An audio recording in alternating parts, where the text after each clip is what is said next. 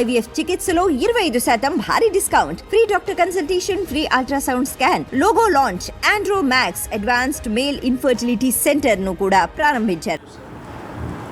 మనం కొద్ది రోజుల క్రితం మాట్లాడుకోవటం జరిగింది. గత నెలలో జూన్లో మనం మాట్లాడుకున్నటువంటి అంశాల్లో ఒకటి ఏంటంటే BPCL, Bharat petroleum corporation limited ఒక రిఫైనరీని ఇండియాలో ఏర్పాటు చేయాలనుకుంటుంది. ఆల్రెడీ 2 రిఫైనరీలు ఉన్నాయి. ఇవి కాకుండా మరొక కొత్త రిఫైనరీని ఏర్పాటు చేయాలని భావిస్తుంది. దాన్ని ఏపీకి తీసుకురావాలని చెప్పి ఏపీ అధికారులు ప్రయత్నిస్తున్నారు. అయితే దీనికి సంబంధించి రాయితీలు ఏమిస్తారు ఏంటి అనేటువంటి అంశాల మీద చర్చ నడుస్తుంది. ఇవన్నీ గనక ఓకే అయితే త్వరలోనే ఎంఓయూలు కుదుర్చుకోవటం జరుగుతుంది అని చెప్పి మనం మాట్లాడుకోవటం జరిగింది. ఇప్పుడు దీనికి సంబంధించి ఒక స్పష్టమైనటువంటి ప్రకటన వచ్చింది. నిన్న చంద్రబాబు నాయుడు ఢిల్లీ వెళ్ళి మోదీతో కలిసిన తర్వాత పలువురు కేంద్ర మంత్రులతో కూడా సమావేశం అవటం జరిగింది. దీంట్లో భాగంగానే బీపీసీఎల్ రిఫైనరీని మచిలీపట్నంలో ఏర్పాటు చేయనున్నట్లుగా సంబంధిత శాఖ మంత్రులతో చర్చించినట్లుగా తెలుస్తుంది.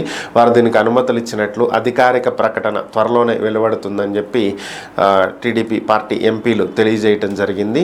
ఓవరాల్గా మచిలీపట్నం సమీపంలో 2000 నుంచి 3000 ఎకరాల స్థలం దీనికి కేటాయించాలని చెప్పి కేంద్ర ప్రభుత్వం కోరింది. దానికి ఏపీ ప్రభుత్వం సానుకూలంగా స్పందించటం, త్వరలోనే 2000 నుంచి 3000 ఎకరాలు అందిస్తామని చెప్పి తెలియజేసినటువంటి నేపథ్యంలో వచ్చే 4 ఏళ్లలో రిఫైనరీని కంప్లీట్ చేసి ఇక్కడ ఉద్యోగాలు ఇస్తామని చెప్పి బీపీసీఎల్ ఒప్పుకున్నట్లుగా తెలుస్తుంది.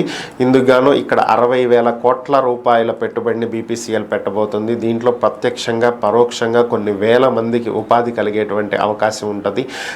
మచిలీపట్నం పోర్టు కూడా నిర్మాణ దశలో ఉన్నటువంటి నేపథ్యంలో ఇటు పోర్టుకి అటు రిఫైనరీకి రెండింటికి కూడా అనుకూలమైనటువంటి ప్రాంతాన్ని ఎన్నుకుంటున్నారు. ఎందుకని అంటే ఎక్కువగా ఇతర దేశాల నుంచి మనకి ముడి చమురు షిప్పుల ద్వారానే వస్తుంది. ఇప్పుడు రష్యా నుంచి మనము